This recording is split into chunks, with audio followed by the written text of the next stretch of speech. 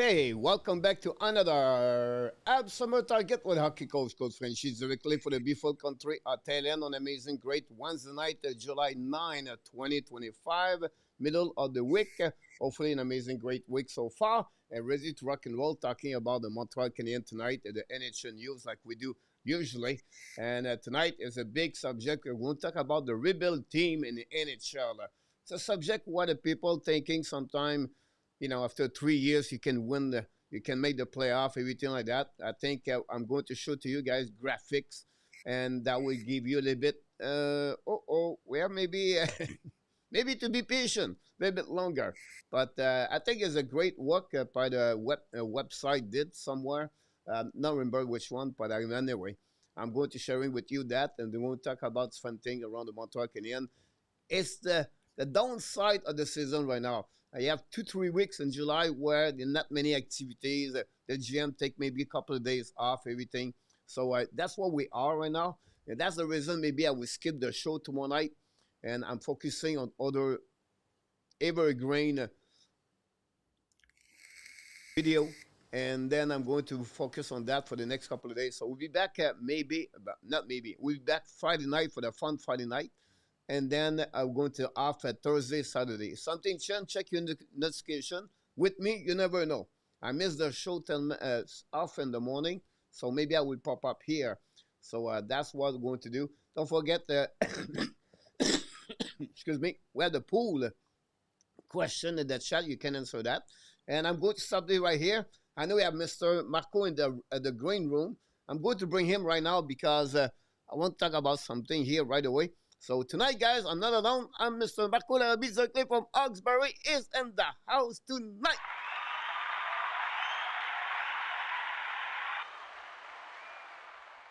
Good evening, coach. On Be a de la careful. grande visite ce soir. Be careful when you do Grande this visite. because now you're looking for a YMCA. All right. Right? Is the move of Donald Trump. That's what I'm talking about. Oh, that's the Yeah, that's why I see that. Yes, yeah. you can start with that because I see this. That's what I want to. That's the reason I want to bring you right away and sharing and tell me why you want to see that. Well, hey, like on a de la grande visite, coach. Really, really nice to see a friendly face that we all love. I don't know if you're still looks like you're still in the chat, Intertap. Love to see you in the chat. We miss you tremendously. All of our thoughts are with you, and we hope you'll be able to join us soon. And know that you're absolutely in our thoughts for sure. But it's great to see you jump in. Even if it's just for a couple of minutes. We're all really, really anxious to because lots has happened in our top since the last time you've been on the stream. So we're dying to kind of get your takes on kind of we're lucky, coach. Like we still have our personal chat with Intertap. So we still hear Yep. from him a little bit more, and we get some of his thoughts on stuff. But it would be great to have him back in the hot seat, coach. Ask him what he thinks of the Dobson trade. What does he think of the Bolduc acquisition? What does he think of? So lots of stuff to kind of talk to him about. So we really miss you, Entertap, and hopefully you'll be able to get back, maybe for the new season, and we really miss you. Exactly. Hopefully, if you think it's looking good for your family, Mr. Natap, your mom, your dad. I know what happened in the last couple of days. So, prayer for you and your family, and I can wait to see you around. I know you're going to be back, and we wait for you to come back here and just stay strong. That's the only thing we can ask Yeah. you to stay strong, keep right, and I will definitely wait for you and looking forward to see you around. Glad to see you inside the chat and with people are good reaction in the chat. So thanks everybody. Be a part of the show tonight. We appreciate it. Don't forget please to click on the likes. We see the PLW with Suarez, I believe, is home run tonight. Hopefully, PL, you make some money last night. We have Mr. Real Sam YT is in the house. Welcome back. We have Guy back. I don't know, Guy was on vacation or something. I know someone talked about what he was, but what he won't have been, but I missed it yesterday. But Guy, welcome back. I don't know if it was just vacation or not. If you can share it with us, let us know. Billy Frank is in the house. Jazz is in the house also. Welcome back, Mr. Jazz. And then we have Roy for Bangkok. Send the man also. Welcome both. Digital Nomad.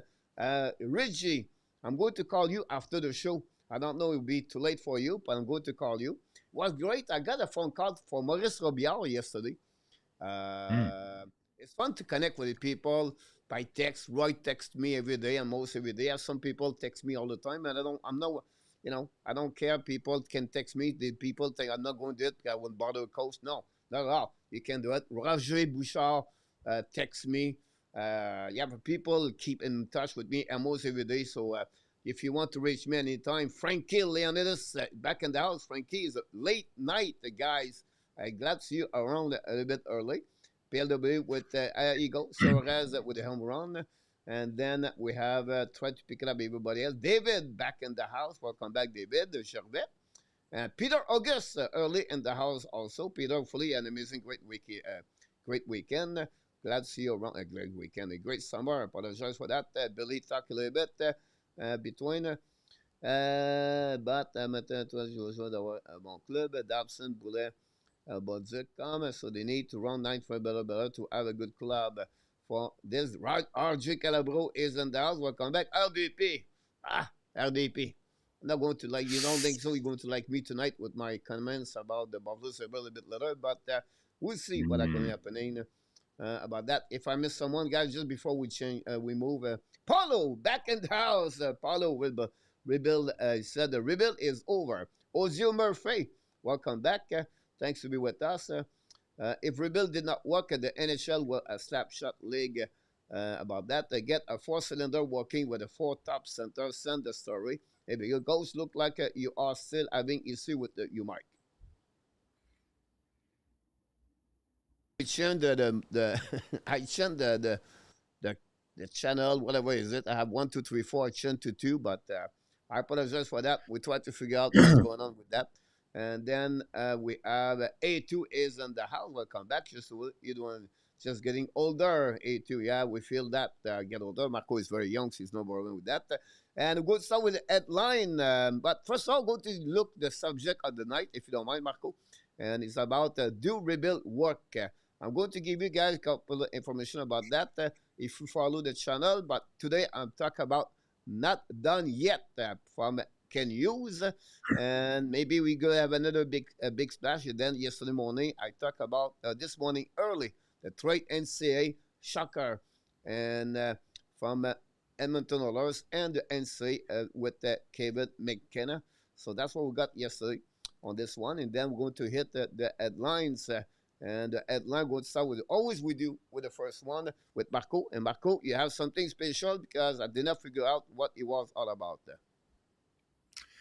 I tried to be as cryptic as possible, Coach, with my graphic today. So I was able to, with the help of AI, come up with this fun little thing here. So the Montreal Canadiens guys are waiting for the weak to stumble. As you can see here, what we have is a lion in the savanna grass, waiting in the weeds, looking at a pack of gazelles in the distance, waiting patiently. The lion's hungry.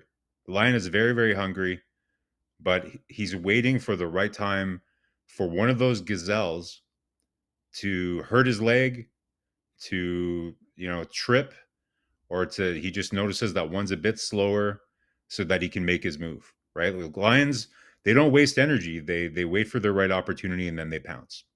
So the reason for this analogy, guys, is it's possible that Kent Hughes and Jeff Gordon are able to go and find a second center.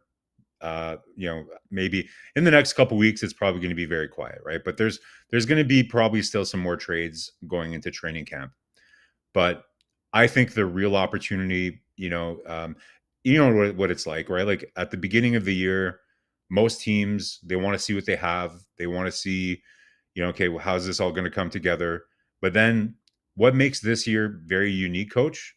You showed him in your last, you had an image of him just 2 seconds ago, McKenna, the McKenna sweepstakes, right?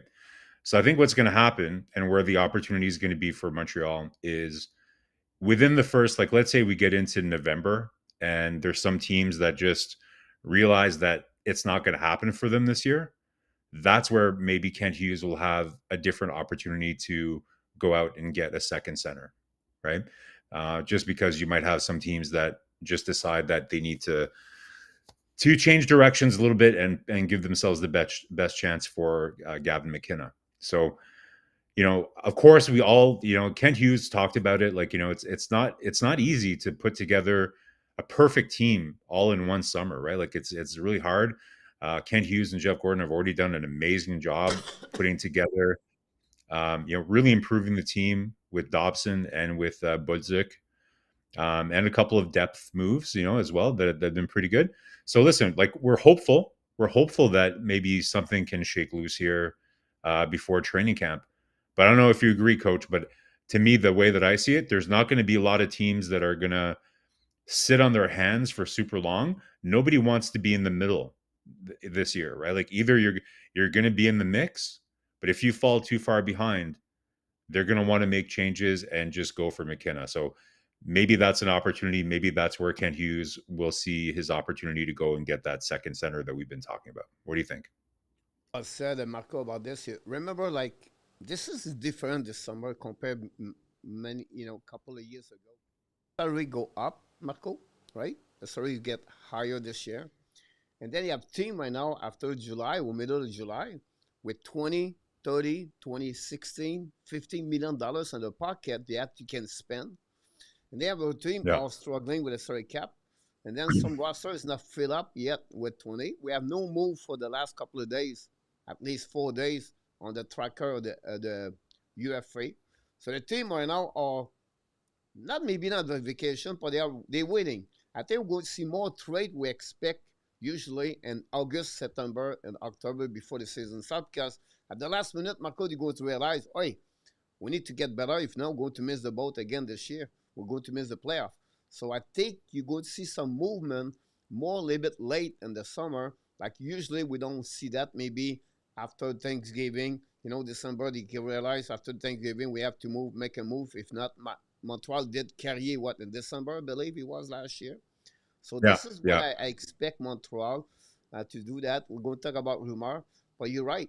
I think right now it's Ken Hughes. Right now is the lion. Sit, wait, and he will wait for the one. He's going to move, they will believe in the trouble, and then they make me jump on that opportunity. That's what he did with a couple of times the last couple of years. So I think it's a great analogy to see that way.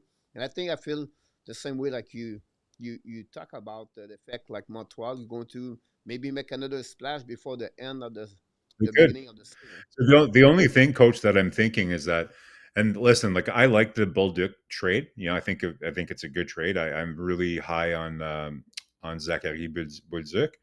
The only thing that makes me a bit nervous though is that with the Dobson trade, with these Bolduc trade, Montreal doesn't have as many bullets in the chamber than it did before. Like I guess we kind of got used to Montreal having so many amazing assets, right? Like tons of picks and like all these prospects. And Mayu was like one of the bigger kind of trade chips that Montreal has, because I don't include Dave. I don't think they're ever going to trade Reinbacher, certainly not in the next little while.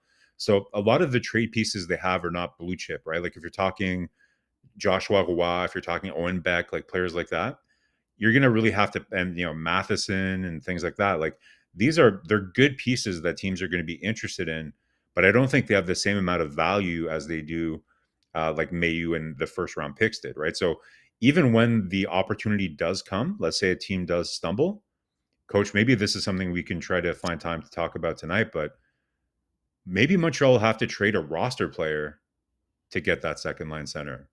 You know, I don't think a lot of people want to talk about that, but we have I to be talk about prepared this for that. this week. I got burned. Oh, well, it's possible, right? Like, because at the end of the day, like I said, guys, Montreal, like think of it like as a Russian roulette, right? Like how many bullets Montreal has in its gun. We liked, like, to me, I have no problems with the ammunition that Kent Hughes spent on Dobson. It's very hard to get a top pair right-handed defenseman. I really like Budzik. All I'm saying is that was a lot of the bullets that Montreal had in their gun, and those bullets are gone. So when the opportunity does come, let's say a team like Anaheim is in the mix for whatever player that Montreal is looking to get.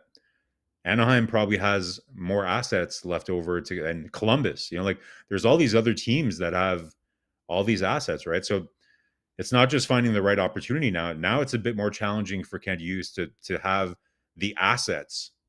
And we didn't even talk about cap space, right? Like, they're gonna have to get rid of the Carey Price contract. They have Patrick Laine. So there's gonna be some tricky parts to this, but listen, I still think it's possible, but he's gonna have his work cut out for him for sure. Absolutely right about that. We welcome back Ron, Julien Wiseman. We have Frank also. TH, I apologize. TH is in the house. If you did not miss, if I miss your name, I apologize. But welcome everybody. Don't forget, please, to click on the like, subscribe, become a member of the channel. And after Marko, I'm going to do with mine. It's not a big deal, a big one, but I did not know was really what you tried to do, Marko. Then I go this way. I look like it's a good way. SOS par Martin St. Louis. I need help. And it's not about the coaches behind the bench with him, but it's more about a center. And when I talk about center, it's more about a left center. He does not mention a second line or a third line, but he wants a left center Yeah. can win the face-off on that side. Yeah. And this is the reason I said my headlines about related Martin St. Louis. I think PLW talk about this in the chat, but I think Montreal would be really in deficit without any left wing, left center to win the face-off on the left side. Sandy DeBarcho, they were right. Now you have what? New Hook. Yep. That's it. And then they tried maybe Demida with Balduc, but that's not guaranteed. So it's not a really good way just to figure out, was going to put him there, they'll be fine. So I think this is a problem with that. And this Martin St. Louis called Kenny every day, so I need a left center. So I said I don't want Mac Bureau return in the locker room for the coming season. But yeah, exactly. And I don't know if you heard that, Coach, but apparently, I don't know if it's true or not. I just saw a tweet or something that Marc Bureau has been asked to work with Zachary Bolduc on faceoffs. And anyways, like you couldn't be more right. And I've been talking. I saw this coming from last summer, Coach. Like we were this time last year. I was like, guys, like okay, you guys all want Dvorak gone. I'm telling you, there's not many other left center free agents that are going to be able to do the job that Dvorak does. And here we are. And Coach, it goes deeper than you might think, right? Like the obvious thing is that on the penalty kill, okay, so yeah, you absolutely need a left shot guy to win those faceoffs for penalty kill. End of game. That's very obvious, right? End of game, the opposing team gets to choose which side they want to take the faceoff. Look at how many times last year that Martin St. Louis would put Dvorak out with Suzuki at the end of the game or at the end of the period, even in overtime, even though people hated when Dvorak was out there to do a I forgot to win the face-off and get off, right? But here's the thing that people don't maybe realize that's even more important than that, Coach, is the offensive zone starts for Nick Suzuki. If you have a defensive zone face-off and you have only Jake Evans and Nick Suzuki that you can really, really trust to have the face-off percentage above 50%, and your other people are like Newhook and Doc or whoever, one of the biggest reasons, in my opinion, and I've seen a lot of analytics to kind of back this up. One of the big contributing reasons Nick Suzuki had an almost 90-point season last year, first of all, his minutes were slightly down. His minutes were like almost a minute down on average per game. So it means he was a bit fresher, was able to, and a lot of it has to do with his own discipline. Remember, there's a lot of critique about how Suzuki and Caulfield would stay on for too long sometimes. So that was one reason. Better management of their time on the ice. But the other one, offensive zone starts. If you don't have a good faceoff guy other than Evans and Suzuki, and especially on the left, then he's going to be doing way more defensive zone starts, which is going to impact his offense, right? So there's a lot of things that go into this. You're 100% right. Like Martin St. Louis, there's a reason why this is important. Like I think Arpin Basu had something on his podcast, and there was like some people that do the calculation, and like the difference between a 45% face-off guy versus a 50% face-off guy is like one face-off every like 20, or like, I'm terrible at math, but whatever it is. But it's not the overall math that's really, it's key face-offs, right? You don't really, I don't what I would really want to see is like the face-off win percentage in like key situations, like in the defensive zone and stuff like that, more so than the overall, right? So, coach, you couldn't. Yeah, it's they need to figure it out. As we heard, Joe Valeno is not really an option anymore. I think we're all kind of maybe a little bit relieved to hear that, because I don't think he was really a 50% face-off guy either. But yeah, they're going to need to really solve that here going into training camp. Definitely about that. We're going to see that what's going to happening again. Like I said, they need a left, and sometimes the face off. Some you have honestly you have 9 dots. You have 9 dots on the ice, right? But you have 5 in the middle of the ice where it's not too much important to win the face-off or losing face-off, but it's more important on the defensive zone or on offensive zone, on power play, example, on the PK. That's what the stat you have to be very careful. What is the percentage of the face-off percentage at those dots and of so this talking right now. My voice, I can Yeah, I see think you're the cutting. Yeah, am you're I cutting out a little bit again. yeah Yeah, you're definitely cutting out a little bit. I I can see that see that. A2, A2 saying here, like, Habs will find another center if they really need it.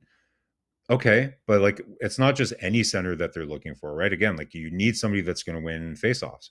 And if you need proof, A2, just look at Dvorak's contract. Like over $5 million. I know it was only 1 year, but that shows you that he was willing to bet on himself because, and look at Veleno. Even Veleno, he knows, like, his agent is telling him, whoa, like there's a market for centers right now. Hold up, like don't feel too desperate. There's going to be teams that are going to come calling. So, of course, like they can go find someone, but if Montreal really wants to compete and stay in the mix, then it's not just finding a center. It's finding someone that's going to, again, be able to not just win the faceoff, but then also play responsibly in those key game situations, right? Like killing off the last minute of the period, things like that, right? So it's not as easy as it sounds, guys, but hopefully they'll find a solution. Yeah, definitely. We're going to go now on the NHL news, if you don't mind. We have a couple of news around the NHL, and let's see what happened. The first one I'm going to sharing with you is happening yesterday, late last night, I believe, or it's Isaac Howard got traded to the Oilers, then Sam O'Reilly to the Bulls, a 31 overall pick Howard, a 32 overall pick O'Reilly. So I would like to hear from you, that about this trade. I think it's a good one for both teams, and Yeah. also tell me what you feel like who won that trade. Well, it's always hard to tell who's going to win, right? Like you're talking about two people that haven't played in the NHL at all yet. I think I agree with you that both teams win because, obviously Tampa were kind of operating from a pretty big position of weakness here because it was clear that Howard told him that he didn't want to sign with them.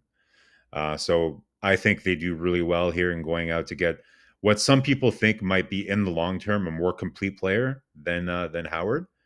But Edmonton, as we know, they are looking for bodies that can play in their top 12 because they're in a competing window now. And I think from all the reports that you read, it really sounds like Howard is much closer to playing in the NHL. As you know, he was the Hobie Baker winner in the NCAA last year. So it looks like he's ready to kind of make his debut in the NHL. Hopefully, coach, the Oilers are hoping that his debut is just as flashy as the suit that he wore the day of the draft. I don't know if you remember the suit that he wore at the draft, like the kind of Miami Vice white hotshot kind of thing. So, he's a very confident kid, Howard, and definitely a skill. Like he has definitely top six potential. So, not the biggest guy, but can skate, can shoot, pretty decent hockey IQ as well. So I think this is a good move for the Oilers. Again, they need to find players that can have an impact in, like, they're you're mentioning Some teams are up against the cap. Well, the Oilers are definitely one of those teams. Like they don't have a lot of room to operate here. So for somebody on their ELC that's going to be able to come in and hopefully play some minutes for them. And then for the Bolts, which they kind of had a gun to their head with not many options. It's very similar to what I thought was going to happen. It reminds me, Coach, of that McGroarty for Jaeger trade that happened with for Pittsburgh and Agar. yeah for Jaeger and for McGroarty, right? It's very very similar. Trading two prospects. So I think I agree. I think it's a good trade for both teams. I agree with you about that. I think, although the last 2 years they pick up Matthew Savoie and now they pick up Isaac Howard. So we'll Yeah, see if they can yeah. make the team at some point. I think Howard is going to be a solid player. Unfortunately, the Tampa Bay, this is where a young player want to play in NHL right away, and some team does not want to do that way. And that was a problem with that. It's another USA team program does this kind of. Uh, but this one was a bit different, Coach. Like what I heard happen is that he was ready to sign last year, but Tampa was so up against the cap that they couldn't even afford to bring him in because of the bonuses or I don't know. I forget all the details.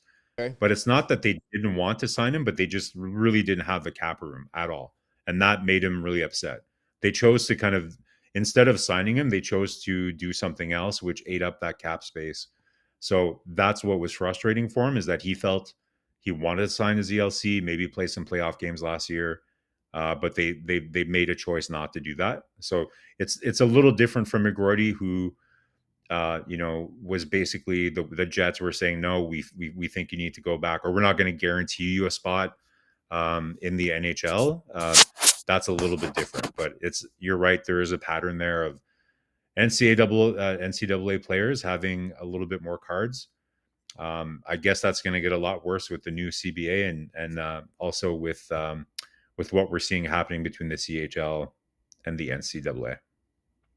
Yep, we'll see what happening about that. We're going to have a couple of new deals, not major, but their NHL draft, Vancouver Canucks, I think was 15, if I can recall it. Got his entry-level contract, Brandon Coates.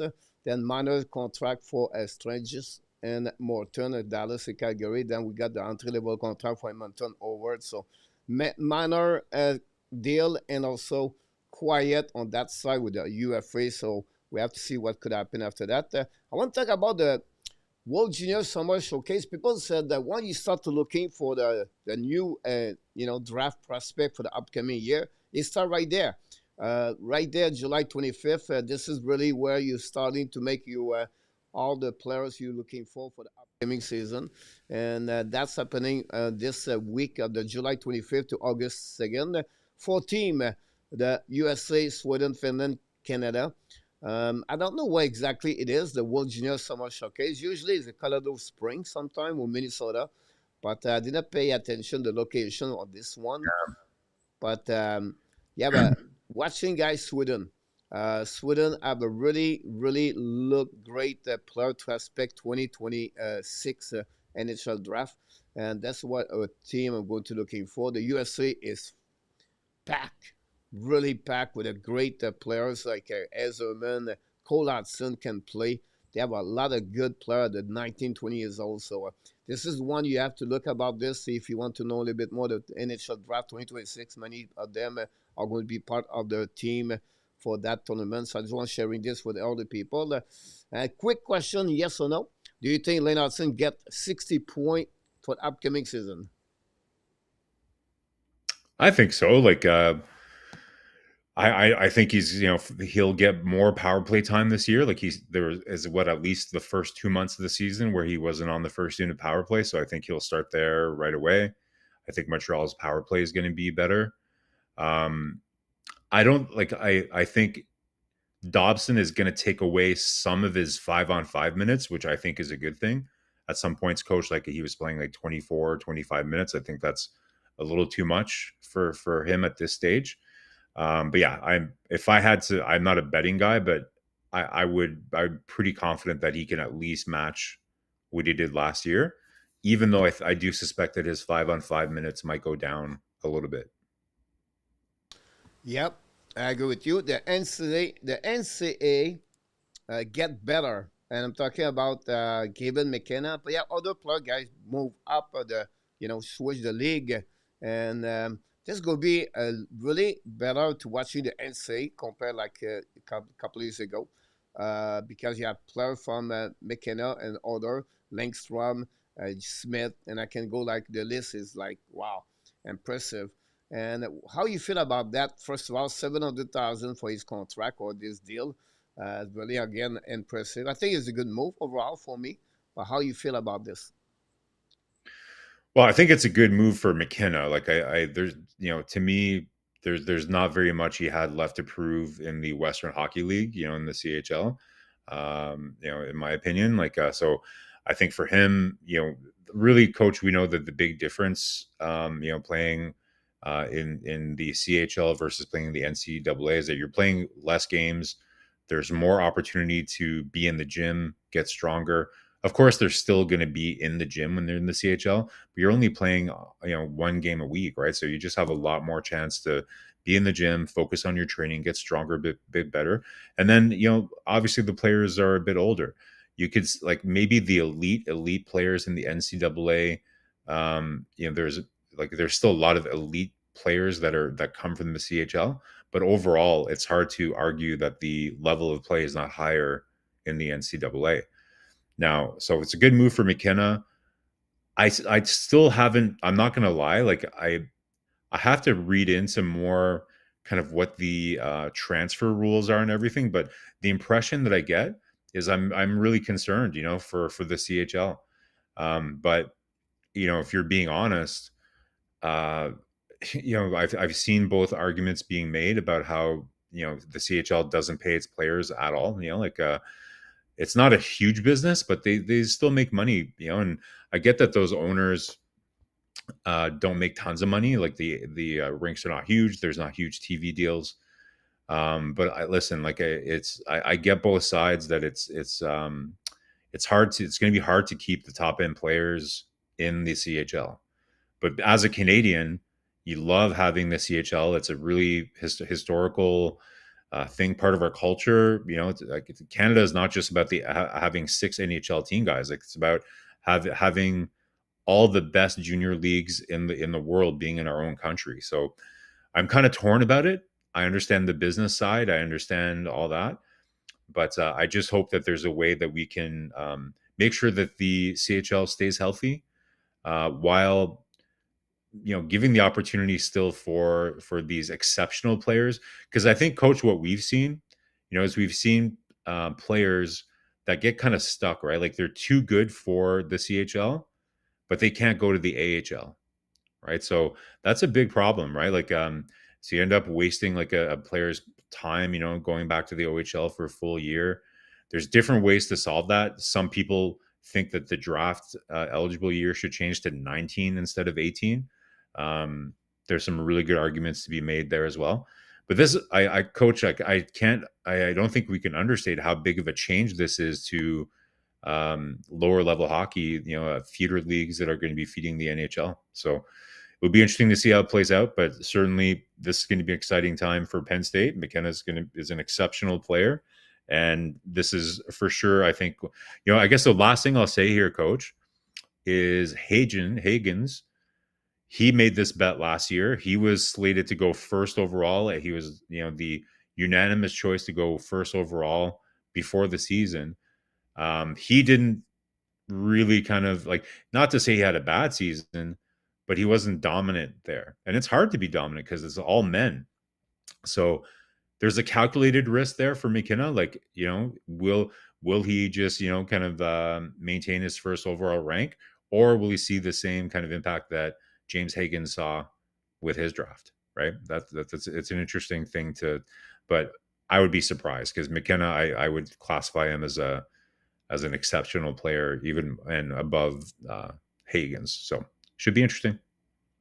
Yes, you're absolutely right about this. Yeah, two things I believe the quality of the talent will be diminished in the CHL, but is the league going to be a little bit more younger compared what I think is going to be now? So it's something definitely going to follow up. Really a quick news here, guys. Riley Nash retired 12 years in NHL, 624 game, play about 4-5 team, Tampa Bay, Carolina, Boston Bruins. He was the He was still journeyman playing. in NHL for Riley Nash, so he announced he's going to be retired after a knee injury. Wow. Did not play last season, and the last time he was in 2023-24, he was in American Hockey League.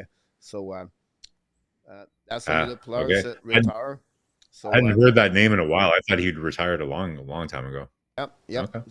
So that's happening there very quickly, guys. Nothing happened on the track for the agents. So they have the same number at the top of the 2025 and the UFA. So if other thing were happening for the Montreal Canadiens, for the UFA. That's conclude, guys, the news and the NHL today, Marco. And like you said, it's quiet right now, not many things. So we're going to bring you other news if something happening. Last time we did a breaking news on the show, Marco, because Howard get the trade. So it was really interesting. I got the notification. Boom. I said that. At Nice. news, guys, we let's go at that. So you want to hear that. So let's talking about the Habs news. Not much, but a couple of things for all of you.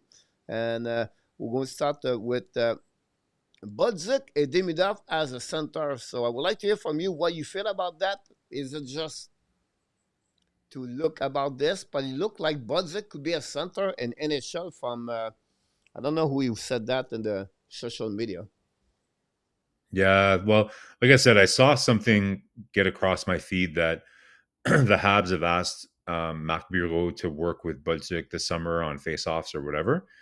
Um, Listen, like, do either, like, to me, Budzik, I don't see him. Like, could he be good at faceoffs? Maybe, but I just don't see him being a center. It sounds to me like is like more designed to be a winger because he plays a really aggressive game, forechecking game, a little bit more aggressive and more of a shooter. Demidov to me, like, he's a play driver, right? So he has like the vision. Like, to me, what is a center coach? It's somebody that is going to win faceoffs, somebody that you can trust on both sides of the ice, and somebody that's going to make their teammates better and have good vision and facilitate plays for his, for his line mates and everything else. Now, again, there's other types of centers. Like Austin Matthews is more of a shooter center. So is John Tavares, for example. So I remember Oli Jokinen was a center, but he was, he had like 40 goals per season and almost never passed the puck. So there's exceptions to every rule, right? But to me, the prototypical kind of center is somebody that's more of an assist first kind of person, that has great vision, that can facilitate for his teammates, win faceoffs, and play both sides of the puck. So Demidov for sure has some of those elements. He definitely has great vision. I think he drives play and could definitely feed his teammates. Yet to be seen if what his 200-foot game is going to be like.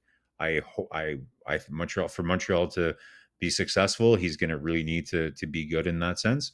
And we don't know about faceoffs, but you can always, to me, faceoffs you can teach, and it's all about kind of being combative and having good reflexes, which I think you would have. I would be surprised either way, Coach. Like, if you heard what Ken Hughes said after trading for Dobson in that press conference, I would be surprised if they start like this, right? Like, I think the plan is to have as many options as possible to win face-offs, right? The way that I think Martin Saint Louis and the management team see it is that they think of it much more as modern hockey, that at any given point, one player is gonna go down low and cover, like they play more of a man-to-man. So in that sense, they want a lot of players to be able to kind of play that kind of position.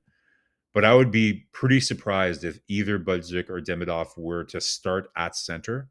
I just think that it's just a lot of pressure already for these two guys. Budzik being a hometown kid, coming home for his first year, Demidov his first full season in North America. I would be surprised. I think they would want to give them the opportunity to get a little bit of experience on the wing.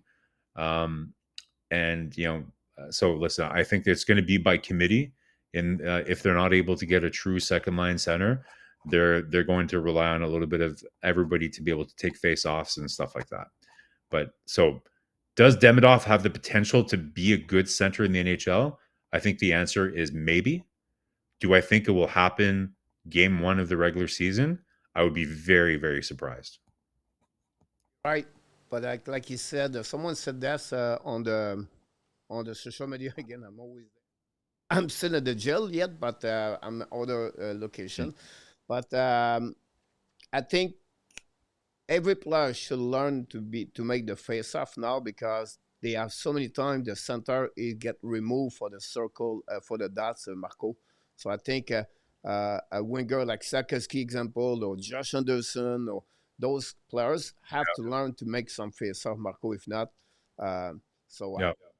that's that's the problem we get now. Devin is in the house. Welcome everybody, and thanks to be a part of the show tonight. Don't forget, please, to click on the likes. We appreciate a lot. The next news, guys, is John Mooney, the LJ Mooney, USC team World Junior Championship 2026. He got an invitation, so it's going to be a part to see he's going to make it or not. Many players are there, but Mooney is going to have a player to watch a little bit like Demidov did last year. The fact he's going to be really interesting. His highlights like Michael Edge, honestly. He's going to be with the Minnesota Gopher for the upcoming season and the NCAA. And we see him. I think I have a lot of odds is against him, but I would not say that. Do not be surprised if he become a player with success at some point in the NCAA. So I expect a lot from Mooney. Mooney was drafted a little bit late because of his injury he got last year. I think he could be a little bit early in the second round, honestly. But that's happening for Mooney. So that's happening. I don't know if you want to add something about John Mooney. Little John Mooney. So no, it's like coach was, obviously very exciting to watch him at the development camp. Everybody's going goo goo over this kid, and it's hard not to. Like, he's just such a, with a smile and everything else. So hard not to like this kid, just the way that he plays. But I think Kent Hughes and or Jeff Gordon said it the best, right? That is, it's not just his skill, right? But it's his compete level that they really like. So he definitely gives me like those vibes, right? Like that's really what it comes down to in terms of whether he's going to make it to the NHL. Can he put on just a little bit more weight? He's probably not going to be very much taller than he is now, but he needs to get a bit stronger. But what's really going to kind of put him through here is his compete level. So they love his compete level over the ice. You saw some great clips last year, I think in the playoffs where he knocked down Caden Lidstrom. I think it was like during the playoffs, coach. Like he or I forget who it was that he knocked out, but a way bigger guy. So that's really cool. I see a question here, coach, from Real Sam asking if we think that Buljic will play good at right wing. I think he can play either wing, but I think Demidov's probably going to play right wing. So I get a sense that Coach, would you be surprised if they have Line with Demidov? I get a sense that it's probably going to be That's a one Budzik that question I plays. have for you a little bit later. Okay, okay, all Okay, I right. talked So, about all this right, yesterday, and they have some people were switching him second line, third okay, line, fourth line. But okay. I would say that. Real Sam, But to we'll insert get there, real Bolzek, Sam. if he started the third line, I inserted him. I said left wing because Anderson, Gallagher, or right winger. I don't know if you agree with me. Yeah, well, Demidov is also right wing too. So if he's second line or third line, I think he's probably going to play left wing if I had to Yeah. guess. There you go, guys. We're going to talk about this one. Rumor the last minute today. The Southern Kraken may be possible to trade Jared McCann center. This is an option for the Montreal again. But what's the cost behind that? But before you give me an answer, Marco, I want to share with you a couple of stats or information about Jared McCann. 29 years old, 2 more year contract at $5 million. Is a left shooter. He has a goal in the last 3 years 40, dropped at 29 and 22 last season. The number of the points 70 to 62 to 61. As a second center, those number is pretty good. I'll be honest with you. At $5 million, Yeah. it's not bad at all. Now, his face-off percentage, guys, that's what a little bit worries. 33.3 3 years ago. He did not have a lot of face-off, by the way. He was below at 100. So take a note about this. 47.8 2 years ago, 44.7 last season. and he take over 150 face-off. Then is shooting percentage, guys. Maybe the reason why he dropped gold. 19 before that, he got 40 gold, 13.4, little bit above average. He got 29 gold, but last year he's only at 10.9. If you look about this stat, you go about 5 versus 5. You say, okay, his season was not like he was the 2 year prior to that. He's still a good player at $5 million. But the cost of that would be the question I have for all of you. What you feel about this? Listen, like, do like I view Jared McCann more as a winger than a centerman. To be honest, like that's where he's played most of his career. You know, I think it would be like, you know how Ken Hughes doesn't like to do redundant moves. You know, like get players that he thinks he already has a version of on his team. We have a younger version of McCann already that we just acquired, which is Zachary Balzuc, a shooter. He has the potential to be, I think, a 30-goal scorer. He has a lethal shot. To me, coach, he just wouldn't be the right mix. He wouldn't be the right complement to a player like Balzuc or Demidov on the second line. To me, the kind of player that you want to get is somebody that, again, is going to be able to be the responsible two-way person that's going to bring a little bit of defensive responsibility to that line. Hopefully can win some faceoffs. That and then also somebody that can, because we know Budzik's a good forechecker, so that's great. But somebody who can also go out and retrieve pucks, and do that. So to me, that he doesn't fit that profile of player. So to me, I would prefer to have Budzik than McCann. We already have him, So this is not really somebody that I would target. Um, but I'm not saying that he's not a good player. It's just based on the mix that Montreal already has. I just don't think he would be the right complement. I would be surprised. Again, on that one, I think it will be a transition year for him. He's 29, will be 30, 30, 31, 32 will be at the end. And 2 years, we have something could happen for Montreal Canadiens. But this is a player we're looking for. And then you have also another player, guys, Jordan Kyrou, the drama. I call this the drama because now he was straight to Montreal, was not straight to Montreal. He was the negotiation was not done. Honestly, I don't really know. I don't know anymore what's going on with Yeah, like you. Jordan Kyrou. From many people, Yeah, many experts, like from David Packnutter, but Packnutter treat everybody, by the way.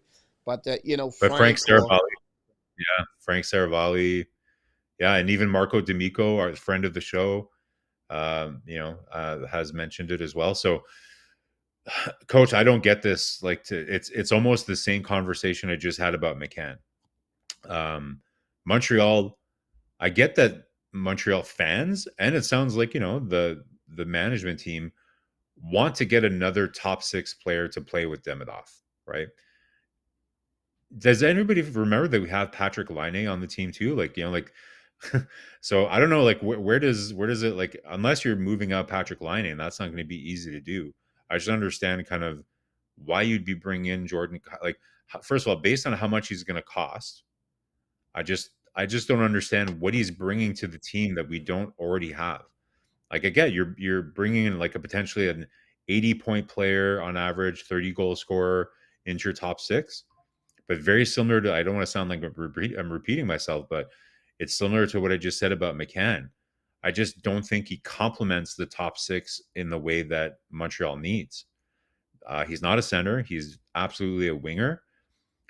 And we haven't even talked about the way that he plays. Like, his coach did say, like, I think I think last year, Montgomery liked the, kind of what he had in his game. He did improve a little bit on the two-way side, but he's not a playoff performer at all. More of a perimeter player. He's a right shot as well. We have a lot of right shots on the team, guys. Lots and lots of right shots. So listen, same thing I'll say of McCann. It's not that I don't like the player. I think he's a good player. I'm just not sure it's like the right ingredient to put into the top six. And coach, what do we said here? Montreal is not, we're not just collecting assets anymore here. Like, we're not just, oh, that's a good player, let's get him. Oh, that's a good player, let's collect him. They're looking at, okay, we want to get good players, but they need to fill a certain role. They need to fill a hole. They need to complement the core players that are there already. And I just don't see Jordan Kyrou doing that. I just I'm really surprised to hear the continuing connection between the two teams. Um, but maybe it's something like, and people might freak out if I say this, but the only way that makes sense to me getting Kyrou is if you're trading Cole Caulfield, because okay, that makes sense. Those are similar kind of players in a way. So would Montreal be better? And I know a lot of people are not going to like this, but is Jordan Kyrou a more complete hockey player than Cole Caulfield? You can have that debate. But to me, having both Caulfield and Kyrou on the same team, it just again, it's a redundancy that I don't think that they need. Like, coach, do you find it like? Do you see what I mean about the mix? Like, it doesn't seem like you would be the like. I've heard some of your videos. Like, it sounds like as though you think he would be like a good fit, but I just don't see it. If Lenny is moving out, I think he will be Yeah. someone where he fit on the age, on the size, and what Montreal is looking for. Uh, for me, the biggest problem is more about the return. The return is will be a cost of players, and I think there will be not benefit for Montreal to do that. I think they have to wait one more year or keep those assets. Example, let's just give you that. But I think Francis was said something early, like if you trade Madison, New York, to Kyrou example, that's Okay, well, make a deal right now. how you ever but if so remember, coach, in my headline, we were talking about how Montreal only has so many bullets in the gun, and they've already spent a Yeah, lot that's of my bullets point getting behind that. So if you give to Kyrou that, right, what do you have after that for how the you ever second gonna get a center? center? How you ever gonna get a center? Like, so listen, like I just don't see it, guys. Like, again, like unless there's a swap of some kind, Caulfield for Kyrou or something like that, I could see that making sense in a way. Like Line A is a whole other topic. Like, to me, Demidov is going to be part of the second line. I think honestly, Bud Dick is probably going to, like, we haven't really seen him play, but from what I've seen, I think he has a lot of potential to be on that second line. I think he'd be a good complement for Demidov. So you're just looking for a center. And we haven't even talked about Doc. Like, if they do find a center, Doc could be the right wing in the top six as well, potentially. Like, he brings size, he brings a lot of different things. He just needs to stay healthy and have a little bit more pace to his game. But when, like, coach, you'll remember, like, before he got injured, Kirby Doc was, some people were saying that he might be even playing better than Suzuki, right? Like, he can be a takeaway machine, he can be physical, he can win a lot of board battles, he has good vision. So you can't forget about Kirby Doc. I just don't see where you fit a player like Jordan Kyrou, and you're wasting a lot of your assets going after and getting a guy like that, in my opinion. Some people like him. Some people said no. Will be interesting. Yeah. Welcome everybody. We have a few people. Jeep and Gislain Laframboise knock the door. Thanks everybody. Don't forget please to subscribe, click on the like, become a member of the Hockey Nation Live Show. It's not like a new segment, but it's a new thing I try to bring here, Marco. And I'm talking about the Let's Talk Fans. So I'm giving you some subject, and the people in the chat we're going to debate yes or no. It's about this way. Line play which line? Second line, third line, or four lines? So here you go, Marco. We have about 5 or 6 of them for the Montreal Yeah. Canadiens. So give us Yeah. what you feel is going to be. We'll start with the Montreal Canadiens. Yeah. So based on kind of what we have right now, the line that I've been kind of thinking, and again, I'm probably going to change my mind several times throughout the summer, but I would have him on the third line, coach, with, and people might not like this, and I know you won't for sure, but I would have Line A playing the right side, with Evans playing center, and with Newhook on the other side. I think that that line has a lot of different elements to it. And then you basically, either you're finding kind of like a left-handed center to play on the fourth line, maybe with with Gallagher and with Anderson. But I would have him on the third line. I don't. I think you need to. I know he's going to have most of his utility on the power play, but I think fourth line, and don't forget, like St. Louis, there's not a huge difference in time on ice between the third and fourth line. It really depends who's going. So it's not like, some teams where the fourth line is going to play like, 8 minutes. I think Montreal's ice time is going to be a lot more evenly distributed across the four lines. So it won't be like a travesty for Patrick Laine to play on the fourth line. But for me, anyways, the lineup that I have right now is I have him playing with Evans and Newhook on the third line. Okay, that's good. I don't know the chat. The chat's still talking about other things, but I agree Kyrou. with Yeah. about this. Rudolph, it's not possible que the Kyrou drama is just noise that relate to another negotiation. No, he signed a long term.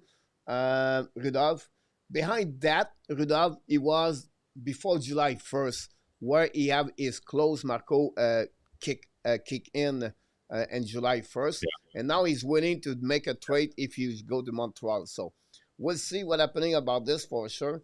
For that part, Maurice said, will Lenny accept that third line role?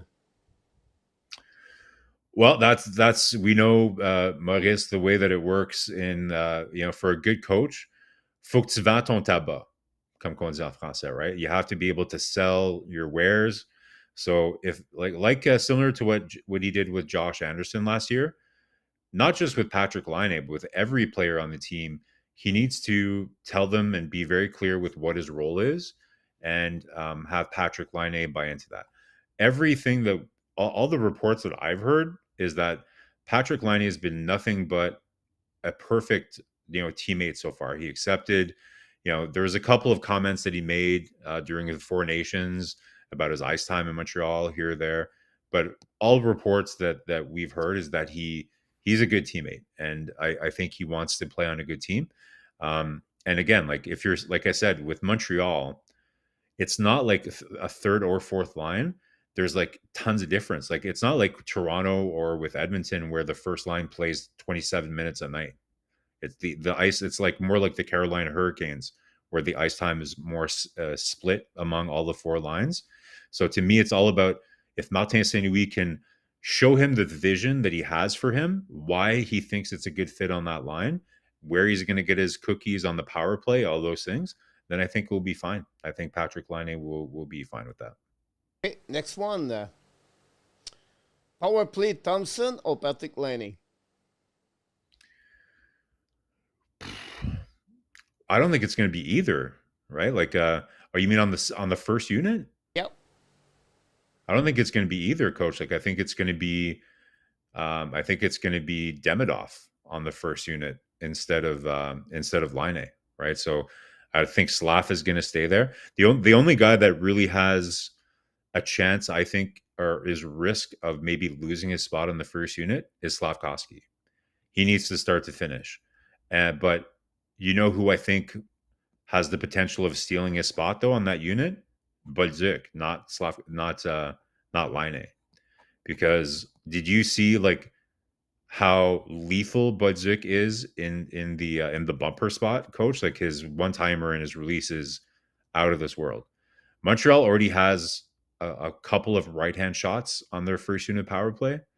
Um, Listen, I wouldn't hate it if Line is there, but if I had to guess, I think it's probably going to be Demidov. So I think both of those guys are going to be on the second unit. If I had to guess. Okay. The next one. Demidov or Slavkovsky on power play? There you go. All right. Well, there you go. So I already answered that. So I think both will start there. Um, but I think Slav needs to step it up, like in terms of his finishing on the power play. It's good to be net front presence and everything, but Coach, as we know, like his release has to get faster. We know he has a great shot, but his release needs to get faster. Again, if you look at Budzik, you look at Caulfield, you look at any good goal scorer in the NHL, it's all about how quickly you can get your shot off. And unfortunately, he's just a little too hesitant with that still.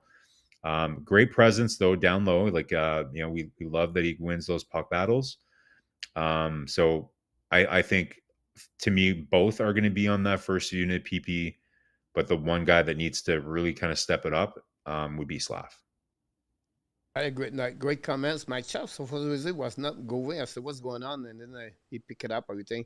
All of them will play on power play. Where how much time that remains to the C A2? You're right about that A2. Next one. New York a center or winger at the beginning of the season. Well, okay. So I'll give you two answers there, coach. What I think will happen and what I think should happen. So what I think will happen is I think he will start unless Montreal can trade for a center based on the lineup that we have right now, the players that are on Montreal's roster right now. I'm pretty confident that that's probably what they'll do is they'll probably have him as the third line center is what my guess is. But I really think he should be a winger. In my lineup, I like having him and Evans on a line together because then you have somebody on the left side that can take a face off if Evans gets kicked out, and then you have a little bit of offense to you have two good way players that are there to insulate line A. You if let's say you're up and it's like towards the end of the game, you could sit line A and play somebody else. Like you could play Anderson with that line instead. But saying we would have options. So, I think he'll probably play center, but I really, really don't think he should, based on the fact that he just isn't proficient enough in the faceoff dot. But it's All right. likely that that's what's going to. Sound good? People asking me why I don't answer because there are too many things going on. So I'm trying to pick up Marko in the chat. There we go. I insert PLW now. Kapanen or Beck start the season with the Montreal Canadiens, or maybe both of them not or not. Well, let's see. So in my lineup, anyways, I would have them battle out in camp. Um, if Montreal is not able to get another center, for sure. But I think Samuel Blais is gonna he's probably gonna fight for a spot or at least he's gonna be the new Pizzetta, right? Like the new 13th forward. But I think Samuel Blais can really add value to that fourth line. Like I think he's a huge upgrade over Pizzetta. Like I think he's a little bit more consistent with his meanness than I think Pizzetta is.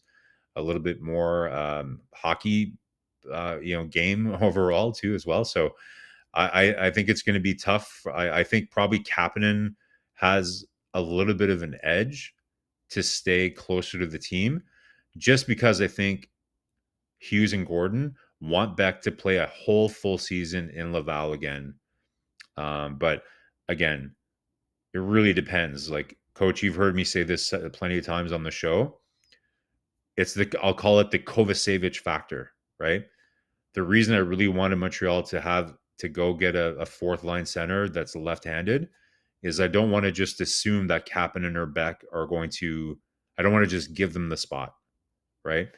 If they come in and they win a spot during training camp and during October and they stick around, wonderful. If you sign like a like a Lars Eller or like I know he's already off the market, but a player like that, and those guys end up beating him out, that's not a big deal. You can get rid of a contract like that. But I would probably give Kapanen the edge here, just because I think Beck, they want him to play a full year in Laval.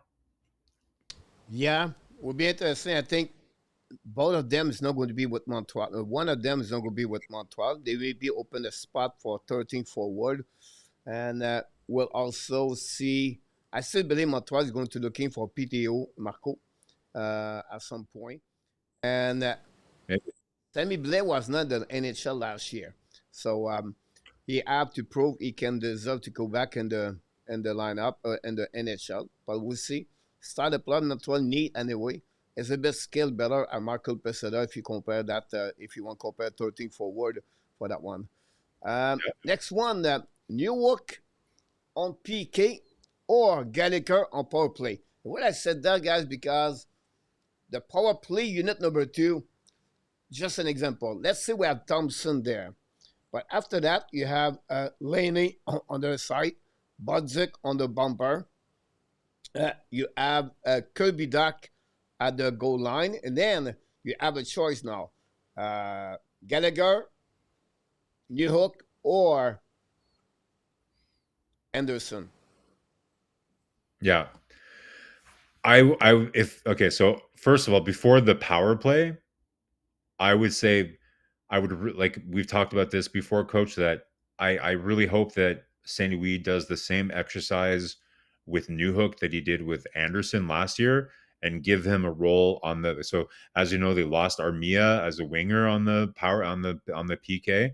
So I think Newhook with his speed would be a great guy to try out on the PK. So I hope that he's to me, I would try him on the top PK pair with Evans. That's where I would try him there. So it really depends which spot on the power play, Coach. Because so if you're looking at that second power play unit, the way that you described it, you've got Doc and you've got Dobson and you've got Line A, all three of them being right shots.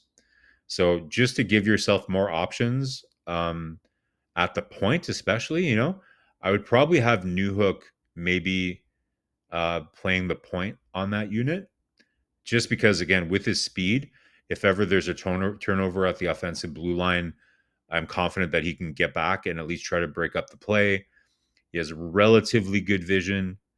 So I think I would probably give him the edge on both special teams, Coach. Like, I don't see there being room for Galley on either of the special teams, to be honest. Like, I I would feel just the have same way Galley. for Gallagher, obviously.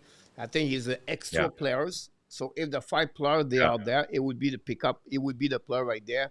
We have, a player is not a dress up or a player is on the peanut box, whatever it is. So I agree with you about that one over there. But we'll see. Do I have another one? I'm not sure.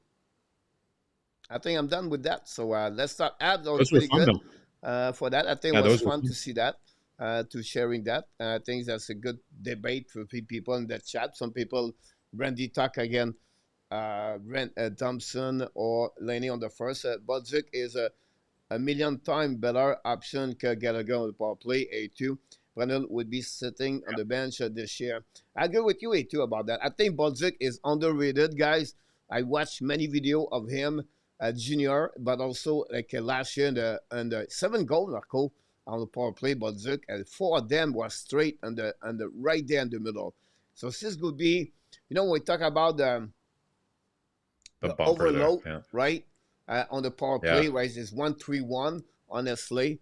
And then you have the one where you go to like the Kucherov, Killorn, a point, point, right? point. Or Yeah, yeah. Grekwar. They use this a lot. It was Horvat, Horvat with Horvat. Bozer, Yeah, right? So yeah, I think yeah, Montreal with Budzik, they could have that kind of the chemistry from the left yeah. side with, Doc, yeah, yeah, you have Doc like under. You have Doc getting the puck down low, and yeah, yeah, yep. yeah. No, I can totally see it. So And then because if you have Line A on that unit, they're going to go to Line A. Things are going to open up in that bumper spot, right? So yeah, Montreal's going to have two. Like, Coach, would you be surprised? Like, would you be disappointed if Montreal's power play is at least not top 10 this year? I think it has to be, right? Like, it's got to yeah, be one of their strengths. this Yeah, is going to be maybe, I don't know how you analytically or mathematically how you can do that, but I think the power play would bring 2-3 more W for the Montreal Canadiens, Marco. Just yeah. because you Well, score a goal on a power play, because this is a yeah, huge impact. Look the oilers, but look the look, down, the top, yeah, the top of the top. So welcome back, Big Steve. Luciano is in the house, so welcome. Thanks for being part of the show tonight. I appreciate all of you to be there. Look, we have a couple of things to talk about this before the clash. We hit at 9:45, so we still have about 30 minutes to 45 minutes. And don't forget, everybody, to click on the like, subscribe on the Hockey Nation Live Show, and become a member of the hockey. Do rebuild work. So they have enough school. I believe it was on Daily Face-Off today. And really, the guy did it. I apologize, guy who did it. But I have to give credit. I have no credit on that. I copy, I learn, I read, everything like that. But look, this is going to be really interesting to hear that. And LDP, hopefully you sit right there at home and the couch or on the floor, so you don't have to go backwards on that one, because maybe not looking that kind of the works job about this. So what he did, the guys, he did a couple of great graphic, guys. It's really impressive. But do rebuild works. First of all, guys, one, he said that he talked about 3R: retools, reset, and reconfigure. And what is the name again, Marko? When you rebuild, it's a construction. What it was? Roster construction. So you could put that one over reconfigure, roster construction for the third round. But how you said that, guys? A rebuild start want a team for 3 years back to back to back, select 2 times on the top 10 on the NHL draft, and then plus a top 8 in NHL draft. So Montreal select first 5 and the last 3 seasons for the Montreal Canadiens. So this is what they start a couple of years ago. And one is the end. Most of the time, Marko, is when the team go back at the playoff back to back. Not only one time, back to back. So the first graphic, guys, be a little bit more gentle with me. It's like a bingo card, Marko. So it's going to be like, Coach, I don't understand. I don't know what is this, but listen, Marko, check this. It's really interesting. Here we go, guys. The bingo. Whoa. Whoa. I know. It's a little bit, you have to go a little bit more deeper about that. But this, he put, guys, on this graphic, the 32 team on the graphic. If from the top, Anaheim, all the way at the end for Winnipeg Jet. Every blue is the people right now on the rebuild team. The people on the yellow, it's when they stop and when they restart about this. So at the end, so you can see different thing what happening there. But right now, what is really interesting, you have 1, 2, 3, 4, 5, 6, 7, 8, 9, 10, 11, 12, 13, 14 team is considered, guys, not this considered the rebuild team. And usually, Marko, the blue one is the team did not do back-to-back playoffs. Like Ottawa right now, guys. If you got Ottawa, I can find the team anyway. They are right there. They are on the blue right there, right?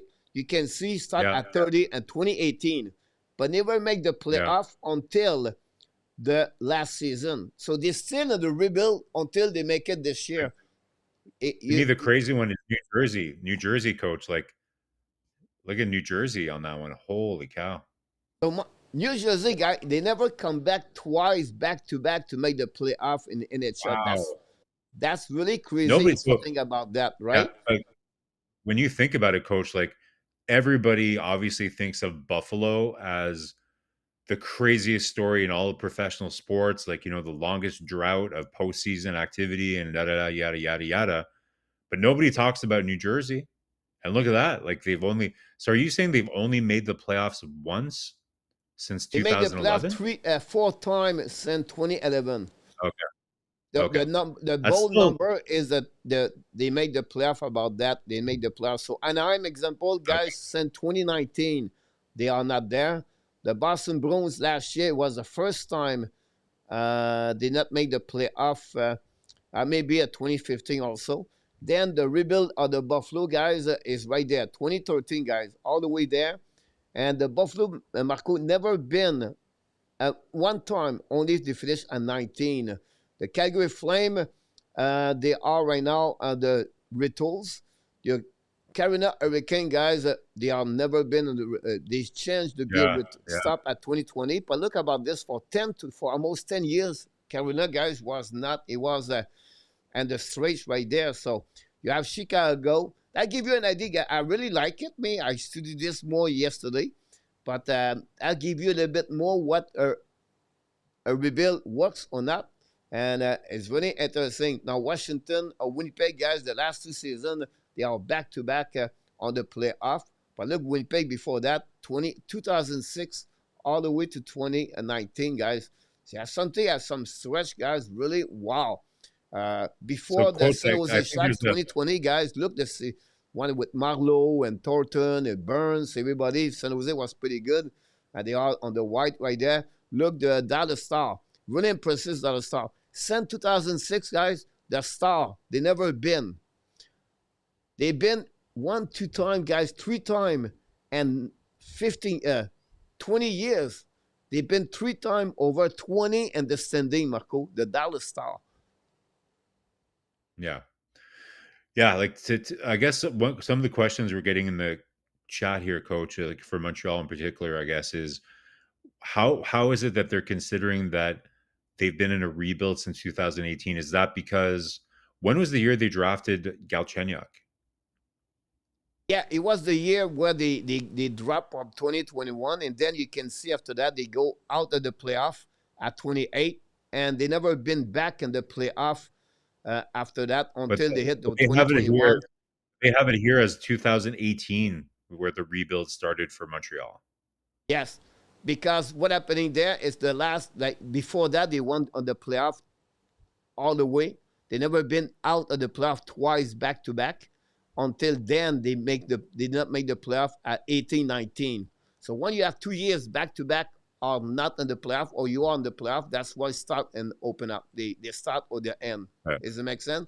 And they don't calculate, Yeah. guys, the 2020 for the Montreal Canadiens because they was out of the standing, but they make the playoff by around. Okay. Does it make sense? Okay. That's the Yeah. reason of 2020.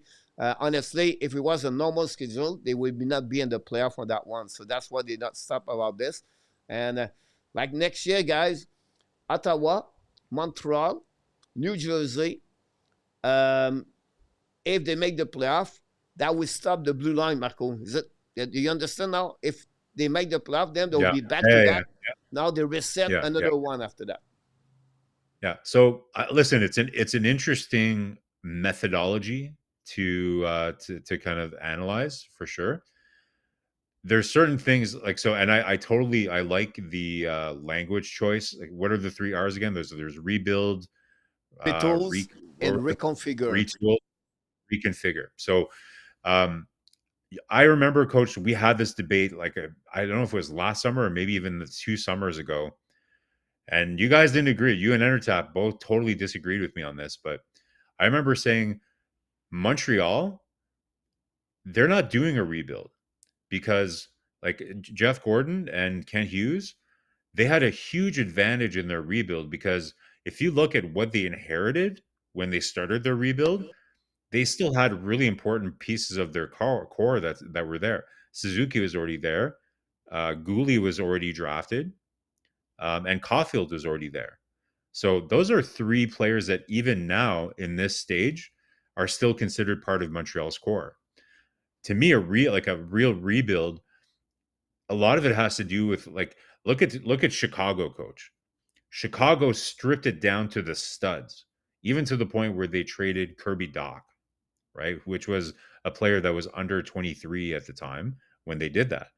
So to me, that's really, really stripping it to like in San Jose, you could say also kind of stripped it down to the studs. They didn't really have anybody in their core that was under, 26 or something like that. So that has a lot to do with it as well, right? Like in terms of whether it's a retool or a reconfigure, is whoever's taking the reins at the time where they're taking on the project. What do they have in terms of a core? So I think Montreal, that I would consider them. You can't really say like when Carey Price and Weber both retired, that was the core part of their team going into the finals, right? So in that sense, it was a reset. But so I would consider kind of what Montreal. I know technically because you're saying that they picked in the top 5 3 times and they had X amount of picks in the top 18 or whatever. They did a great job of collecting assets. So they did a great job of collecting assets and asset management to get all these assets. But it was also, to me, always more of a reset because Kent Hughes and Jeff Gordon already had three parts of their core that were already there. Now, Coach? I think I read this. I've read a couple of articles about this, and I've seen this conversation take place. And it might explain a lot of what we're seeing in the. Did we lose your picture, Coach? Yeah, I have I don't know that what's going problem on. right there, but keep consist talking. Yeah. Okay. Okay. Um, remember we're talking about how strange the marketplace is right now because really there's only one team that is selling, that is actively really trying to get worse, which is the Pittsburgh Penguins.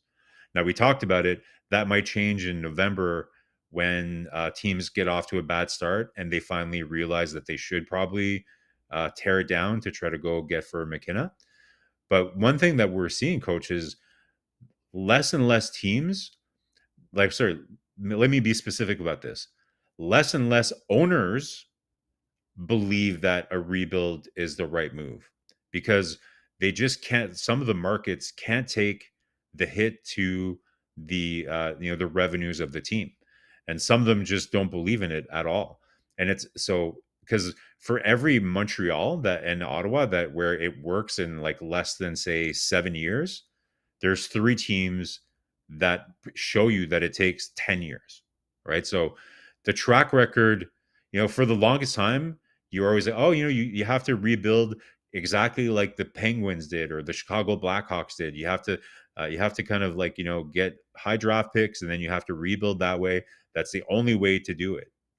But then you have other teams like the Vegas Golden Knights, the Florida Panthers, some other teams that didn't really do a draft and develop model to rebuild their franchise.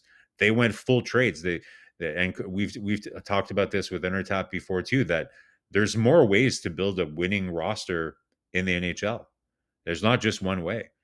And I think what's interesting, coach, is, and again, this is why you have way, way less available players in the market for trades, is not a lot of teams want to go through a full rebuild anymore. So I'm Right curious to about see that. what else you have here. Go ahead, continue. Now, you're right about what you just said because I think everything a rebuild is different ways, right? It's different things and the rebuild different ways because, like you said, that Montreal have a good core already. Like Chicago dropped most 90% of their Drip. players, right? So there are Yeah. two different kind Yeah. of that trade right there. The rebuild timeline, Marco. So here where we at right now. Before Florida Panthers, guys, 20 years to get a rebuild timeline for them. So from 2001 to 2021, the Florida Panthers guys was struggling on the participation to the playoff, everything like that. The Oilers 15 years before that. Chicago 12 years from 98 to 2010. You can see, guys, all the team right there. Montreal, honestly, is a 7 year during 1999 2006. So an average of the rebuild timeline, guy, is 8.5 in NHL. From that study from this guy for that. So you have, like the front team, the rebuild, they go quicker, faster, but still, think about this, guys, at the top. Carolina, guys, 11 years. Look what they look like today. Avalanche, 11 years, what they look like today. The Maple Leaf, 11 years, what they look like that. The Chicago one before they become champion 3 times, they was on the 12 years. Edmonton, what they look like, they took them 15 years to get there. Look, the Panthers, 20 years before what they look like. Um, it's not easy, but sometimes you have to go through down or the bottom to come back at the top at some point. Yeah. You have one, two, I think three. Only the Islanders guys have never been a team where they are, but they don't make 1 year or 2 years back to back on the top four. I think they did it. I think they got beat twice by the Tampa Bay Lightning, Marco. Um, yeah, because when they lost, Tampa get Montreal, if you can recall it. So that yeah, give you guys an idea. It's not a team want to go on rebuild, going to make the rebuild right away to become now take 3-4 years. So that give you a good idea. It's not about the Stanley Cup. By the way, this is about the wonder end of the rebuild about this. So let's move on, guys, for the next one. Rebuild result, Marco. So here a little bit a result of that one there. Um, the Pittsburgh Penguins won the Stanley Cup 3 times. Chicago, when they did the rebuild 3 times. The Kings, Lightning, the Panthers, Hurricane, Bronze, Capitals, and the Blues and Avalanche win the Stanley Cup, all them. And then the Oilers have been twice on the end. Montreal Canadiens has been two Final Four. Then the Islanders after that, two Final Four. See, I was right about this. And then the Toronto, you get all the way, guys. But that gives you an idea. It takes longer at what we expect as a rebuild. It's not going to happen, guys. A champion after 4 or 5 years, Marco. And finally, the last one, the current rebuild. Can we pause there for a sec, Coach? Yeah, So I just want to. Can we go back? Can we go back to the last slide? That one. Yeah. So I find okay. So just so I understand, so the beginning of the rebuild is if a team misses the playoffs for 2 consecutive years, and then the end of the rebuild is if they make the playoffs for 2 consecutive years, right? Yeah. So to me, so I get it that there's some statistical value to that way of looking at it, but I still think that there's holes in this, and I need to think about it a bit more, and I need to look at it a bit more. But I look at if you look at the 2003-2006 Carolina Hurricanes when they won that cup, didn't they go to a final the year before that? Right? Like, so I think they made. No, I think so. Okay, if I'm understanding this correctly, it means that Carolina missed the playoffs in 2001 and 2002, right? Or is that so they missed the playoffs from 2000? Okay, the rebuild window was 2003 to 2006. What I'm saying is, if I remember correctly, let's say you have a team, okay, that missed 2 years in a row, so quote unquote, they're in a rebuild, but the year before that, they could have been in the final. You know what I mean? It's like they still could have a good team, but they could have injuries or bad luck or whatever. And I think one year missed the Colorado, the example you gave to me right now, I think the Colorado Avalanche happened at some point. On that I think direction. the Hurricanes. I remember the Hurricanes had this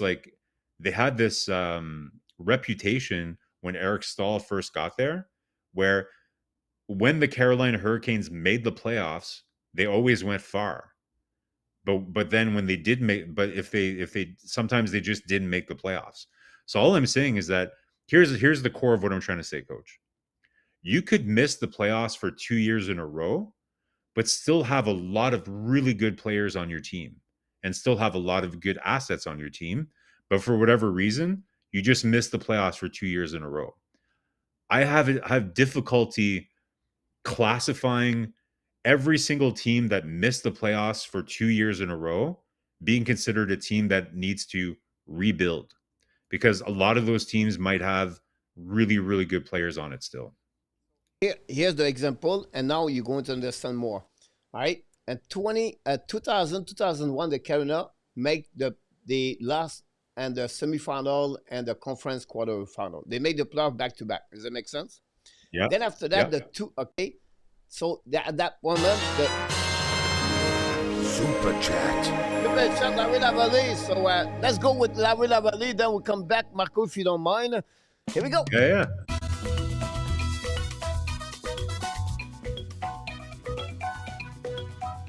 Thank you.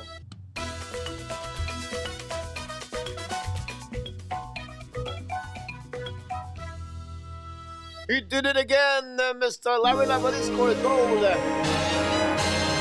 By the way, Pikey, go the second goal. We got a goal back to back and 6 again, Mr. Marcos. This is a new record in NHL of the Hockey Nation.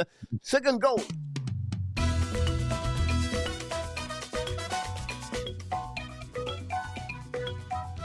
Thank you.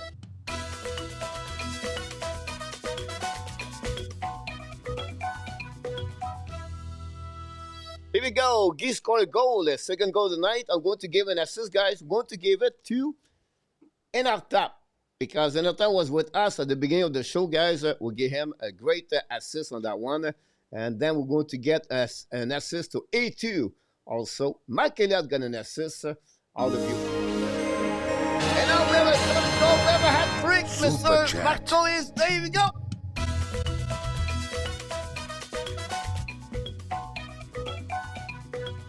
Thank you, Shelton.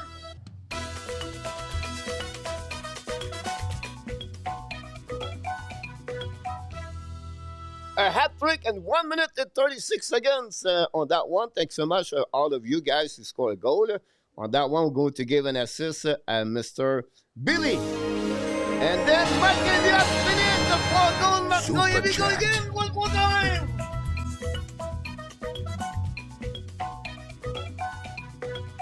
Thank you, Mark.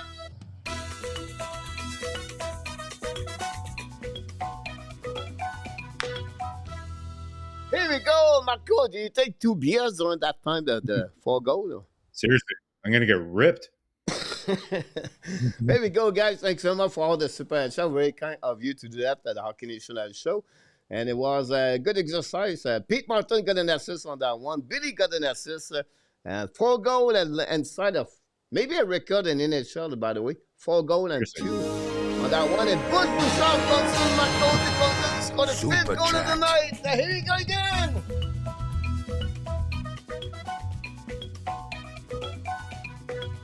Rivers.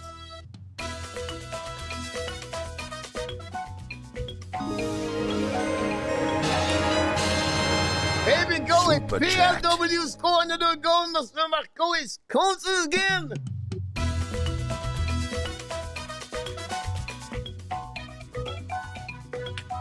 Here we go.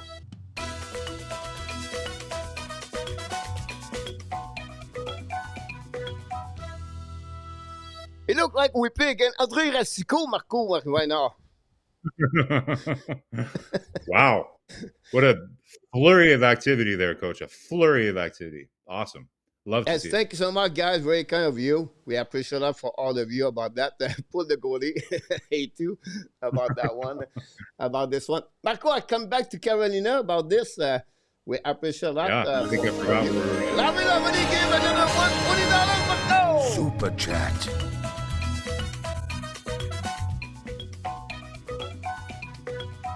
Thank you, Larry.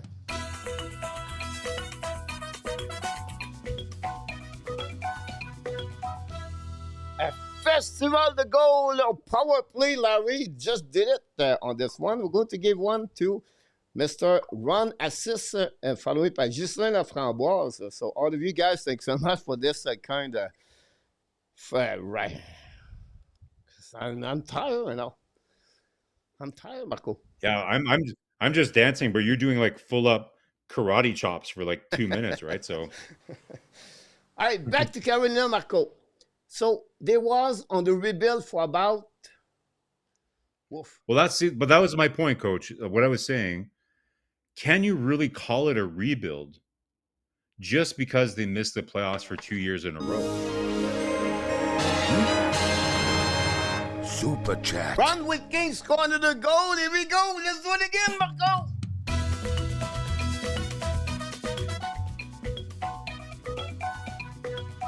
Thank you.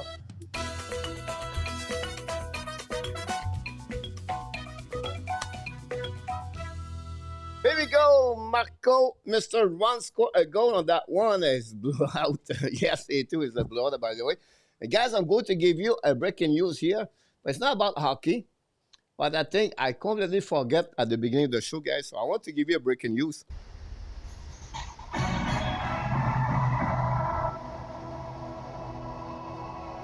What do we got? Sometimes, Marko, we get donation from outside of the chat or everything like that. So, but I want to mention to all of you guys, Roy in the chat gave at the Hockey Nation show $50, Marko, yesterday for the show. So we want to thank Roy for that. I completely forget about this. So thanks again. They just joined everybody in the chat. So I want to bring that one for you, for all of you guys. So thanks so much if you want to click on the likes. And also, of course, all the super chats. So Marko, thanks so much. Marko, Roy, thanks again. Marko, thanks to be with me tonight. I'll probably wait. Short story about Carolina. Anyway. Here we go. We get another one, Marko. And Marko, let's do it again. Whoop. That's the wrong one about this one. Here we go.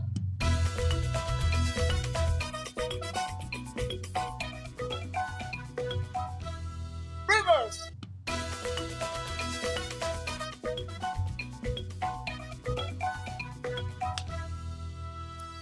we go. We got that one over there. Pretty sure that all the get one. This goal is from Shelton. I'm going to give an assist for PS on that one. Thanks so much. Also, Blue was at the blue line. He just sent the pass to PS, and then Shelton will break away go on the goal on that one. So thanks again for everybody. I think we lost a little bit the track on that one, Mr. Marko, but Larabie scored another goal. Marko, what the heck is going on?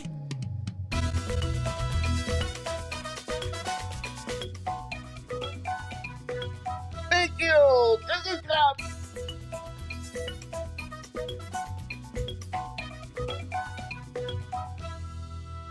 Here we go, Marko. Your dog is good. What's going on tonight? Yikes. I'm starting to, I don't know if anybody saw, but I'm doing a little Bill Cosby imitation when I'm doing my little Bill Cosby. Larry's corner to go. We want to thank also an assist. We want to give to David Gervais an assist on that one.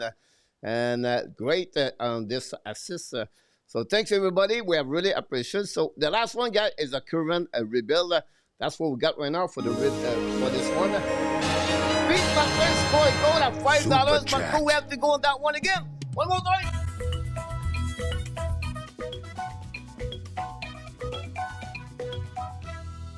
Here we go.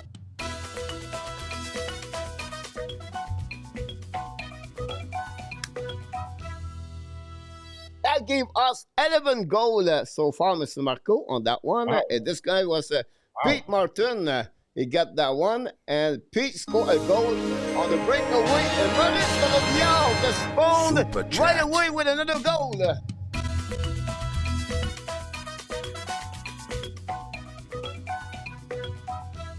Marko Larabie. Super chat.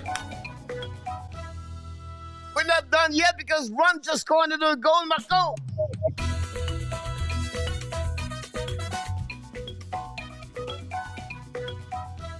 Here we go, one more.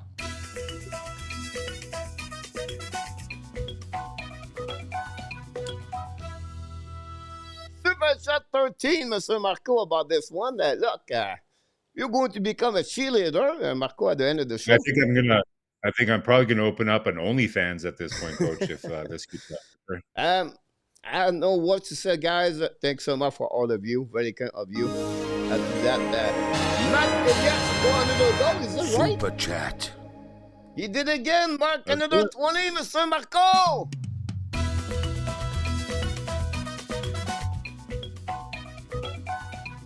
Thank you.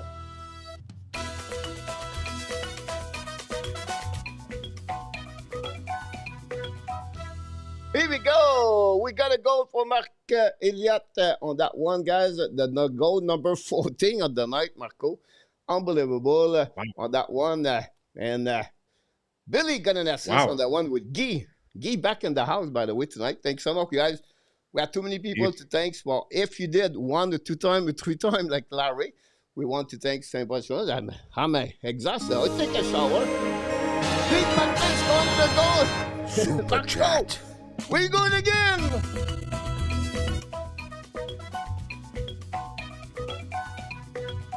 Thank you.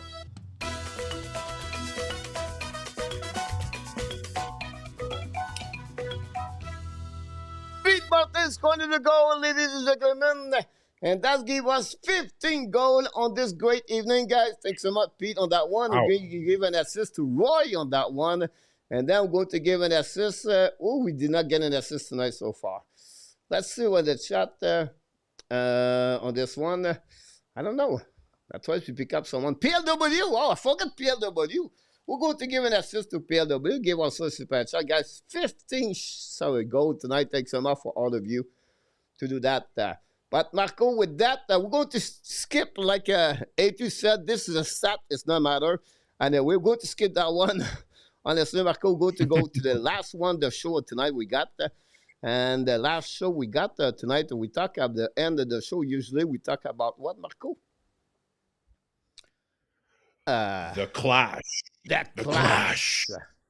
Not a big one tonight, because it's going to be Billy about this. All right, listen, I can pick up a couple of dance left and right. It's no matter for me. I cannot. I'm old, but I'm still pump some weight, Mr. Marko. We can see the pipes, Coach. You can see the pipes for sure. Yeah, I'm hanging there with the young men over there. Here we go. Maurice, keep on going with guys show our love THL, AHL. Here we go. Marko, the first one. Another big move by Hugo before the beginning of the season.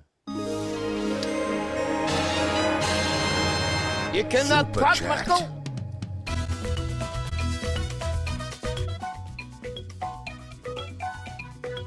Thank you, Larry.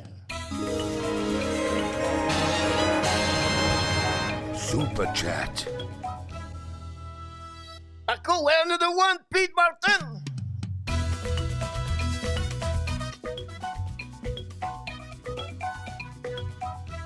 Thank you, Pete Martin.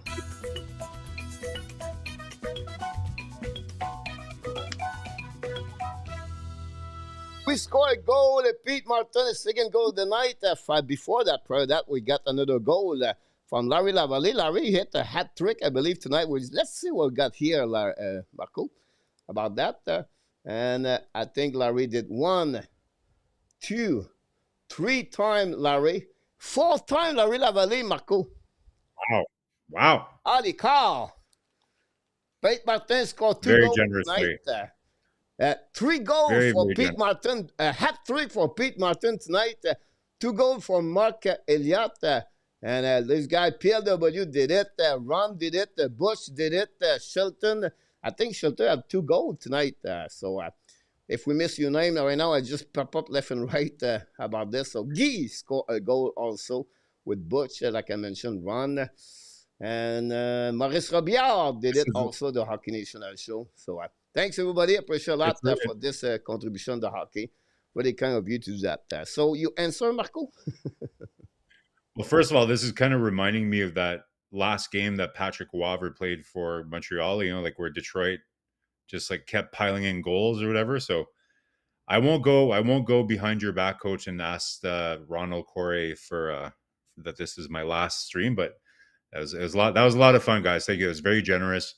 Coach works super hard for you guys, so he definitely deserves all these great super chats. So thank you very much for your generosity. And Mark Elias got his hat trick on that one tonight.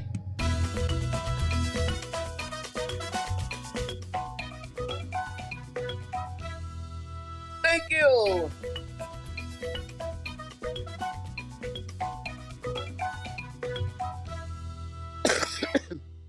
Super chat, Mark Elliott, with that super chat, guys.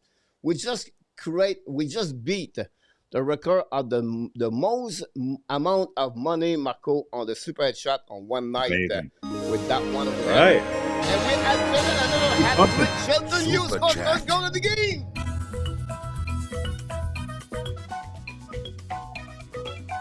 Thank you.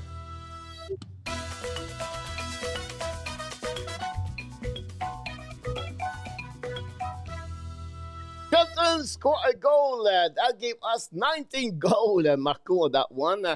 And this is crazy about this. Is Christmas in July, Marko.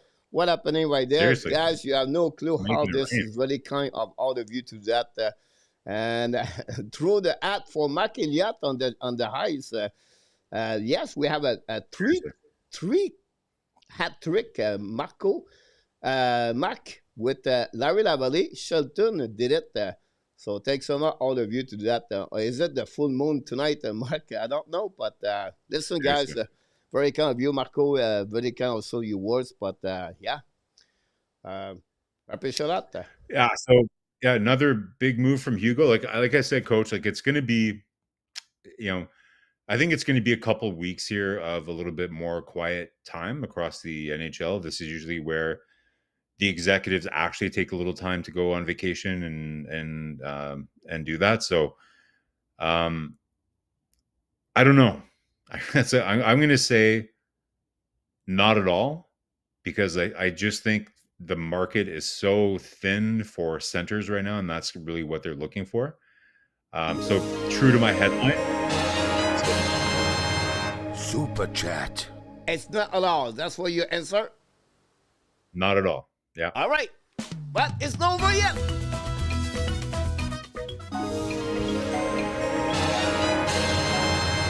Thank you, Super chat. Guy.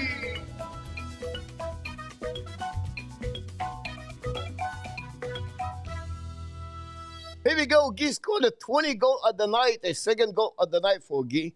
Very kind of you to do that at the Hockey Nation show. So, very kind of you.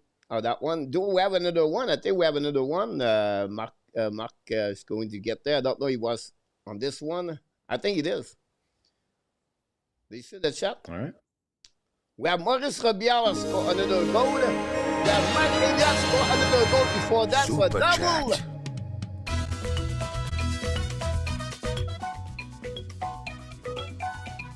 Thank you.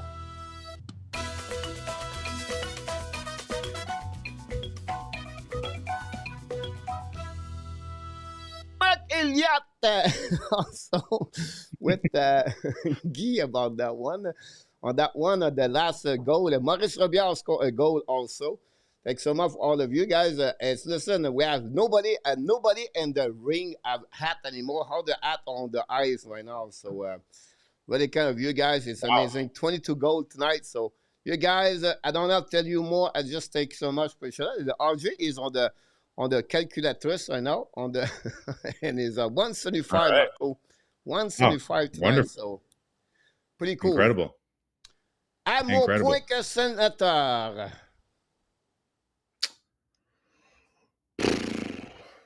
I'm going to say not at all. I think the Sens, I like their offseason coach, like a couple of good depth moves. Lars Eller getting they got Spence as a right-handed defenseman. I think the Sens are still going to have a good year. I think their goaltending is a little bit stronger, although we'll see kind of they didn't sign Forsberg, right? So we'll have to see if Fairleinen, I guess, the guy that came up for them last year, will be able to be as effective as a backup. But I still see Ottawa kind of outperforming Montreal, at least for next year. All right, that's conclude that next one. How about you? Yeah. I said the same thing with you. Not allowed that one. Yeah. I think Montreal will be a little bit less Ottawa Center. I think Ottawa could join maybe top 3. Yeah, I think they have a good team, Coach. Yeah. We'll see what happens with Toronto. Add Doc more goal que New York. No, not at all.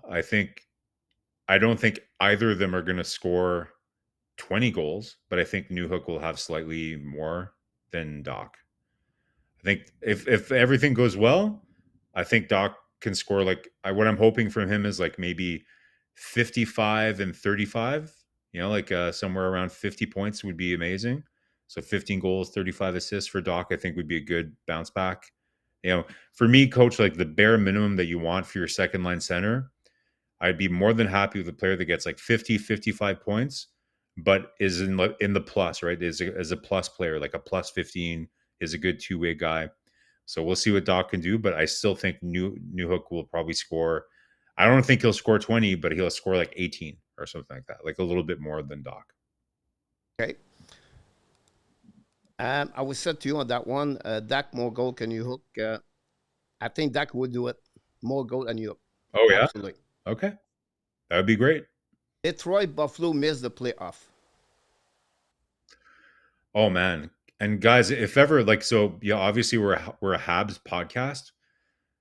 I'm going to try to find a link to this, but I remember last summer I was watching this Detroit Red Wings podcast and this Buffalo Sabres podcast, similar to what we do here on the Habs Nation. And they said that they would be absolutely embarrassed if Montreal would ever make the playoffs because, they've been rebuilding for so long. And I went back and I've watched them a couple of other times, and you just feel really bad for these fan bases, right? But again, the offseason is not over, but I don't really like Detroit's offseason that much, to be honest. They did get an upgrade in goaltending. They have Gibson, which I think will help for sure, but I really, really still don't like their decor at all. And for Buffalo, again, I still think there's some tweaks there to happen. but it's just so competitive, Coach. Like, it's going to be tough. So I'm going to say, absolutely, both Detroit and Buffalo will miss the playoffs again for the millionth year in a row. Unfortunately for them. I agree with you. Do you think Eisenman is going to be fired at the end of this? I don't think they're going to fire him. Like, I think if management really wants to make a change, they'll work it out so that like they decide to mutually. Super chat. $50, Marko. Oh my God! Wow! Larry.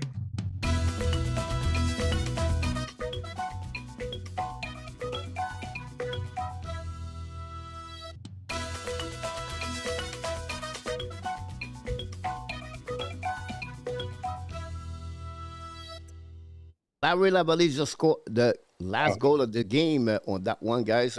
$50, Larry. Unbelievable. I don't know to express more my gratefulness, and my so much appreciation for all of you to do a goal tonight. Very kind, all of you to do that. Wow, Larry Labelle. Next Thank you, one. Larry. That's great. Yeah. At the bottom, San Jose Pacific, Chicago, the Central, Buffalo Athletic, and Pittsburgh on the Metropolitan. All 4 teams. Are you agree or disagree?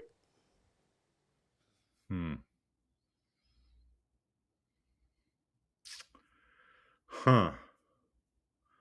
I'm going to say not at all. I don't know if Buffalo. I think Buffalo could finish ahead of Detroit. Yeah, but I think for the other ones, I think I agree. But I think Detroit might finish a bit behind. I think Buffalo just has so much talent, Coach. Like at some point, something's got to click there, right? Like, but I don't know. That's a hard one. I think but one thing I'll say, Chicago is going to be really, really bad. Really bad. I think Chicago is going to finish far behind. Like, I think San Jose might actually finish 10 points ahead of Chicago. I think Chicago is going to be very, very bad. Very, I very agree bad. with you. I put them at the bottom. Yesterday, we have a question like that. We'll put Chicago at the bottom. Yeah. Yeah. Yeah. So, absolutely not at all. Yeah. So I'd say not at all because I think Buffalo, I think Detroit will finish last in the Atlantic. Okay. Manor. Yeah. Kudos to Michael DiGlano. Manor and Rantanen. Both of them are going to lead a number of points for their team. So Manor with Vegas and Rantanen with Dallas Star. They lead their team on the point. Yeah.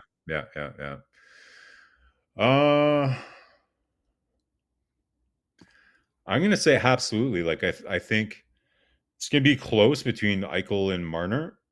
But I'll say that just because I think that Robertson might still get traded from Dallas.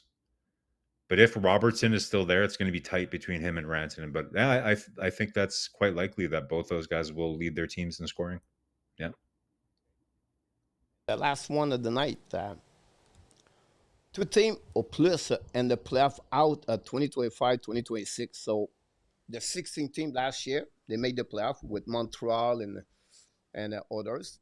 Yeah. I predict 2 teams or plus are going to be out of the playoff for the upcoming draft, upcoming NHL playoff. Yeah, and they can be either from the East or the West. Yeah. Okay. I don't know if they're going to. Montreal was 8. St. Louis Blues was 8. Yeah. So I think so, Coach. I'm trying to remember where I saw this, but there was a statistic basically that there's always every year there's 2 teams that had over 100 points that ends up missing the playoffs the year after. And I think last year those teams were Boston. Super chat. Finish your point. After that, we go with David. Yeah. With David, yeah. So I think last year was Boston, and I can't remember the other team. The Rangers, right? So 2 teams that had 100 points that end up missing the playoffs the next year. So just based on that pattern, I would say, yeah, they'll be like, to me, one team I would look out for is Washington. Washington, like, we'll see. Kind of like, I think they definitely overachieved last year. I'm not sure if they'll make the playoffs, but that's an example of one team that had over 100 points, but that you might see really kind of take a bit of a step back. Yeah. Yeah, you're So I'm going to absolutely about say that for absolutely. sure. Yeah. Before you leave, I'm going to give you one more shot.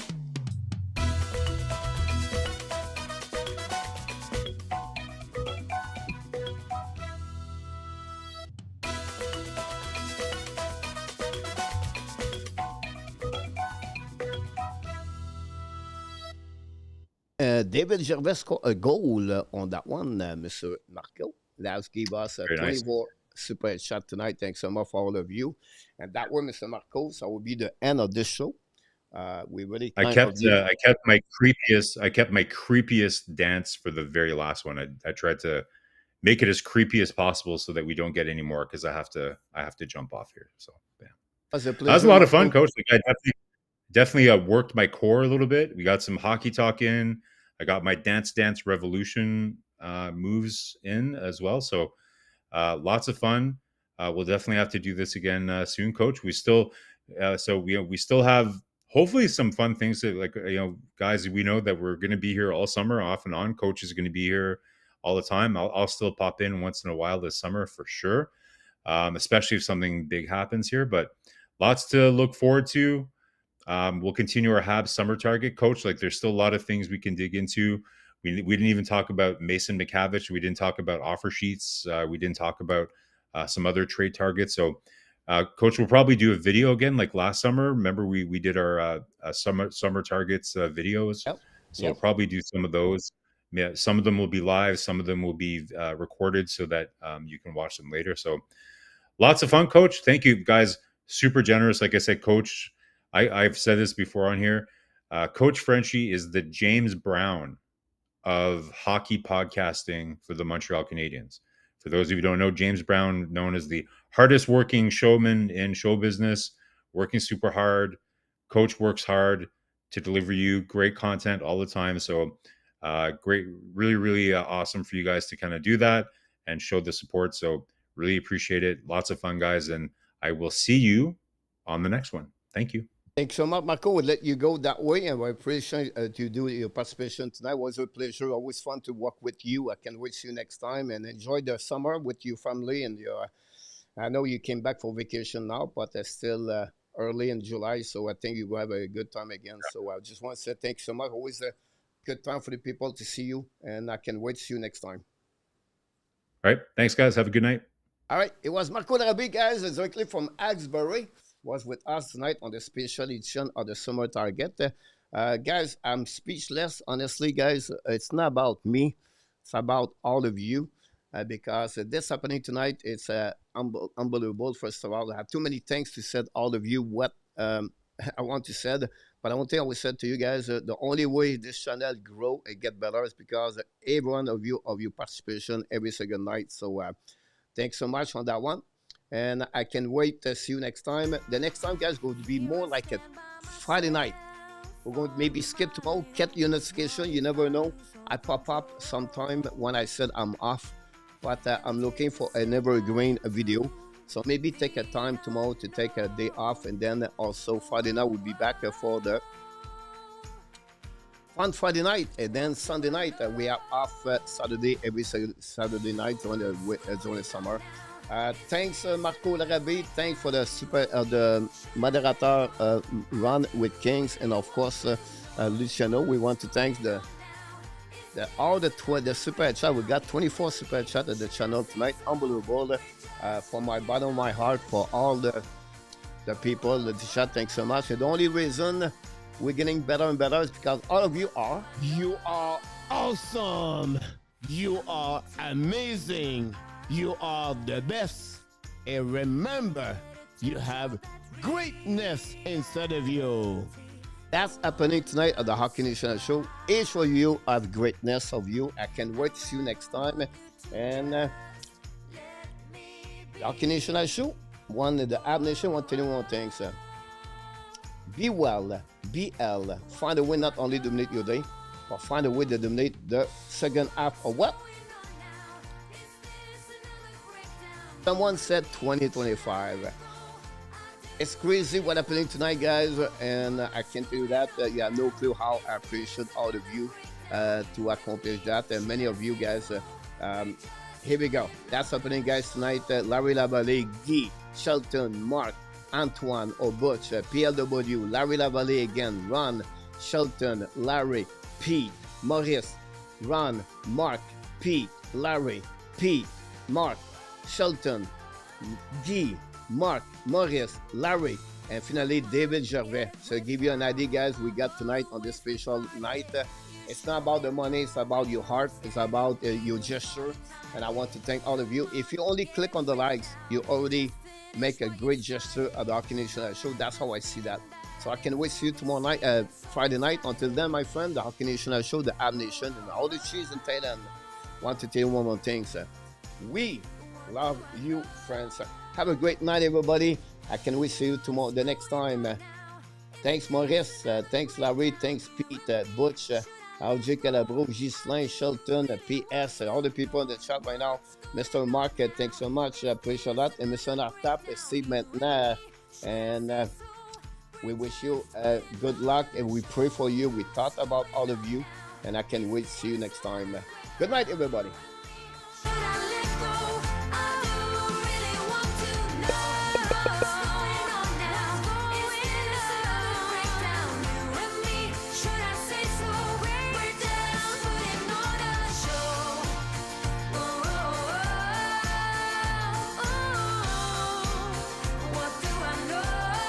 We are. Thank you, everybody.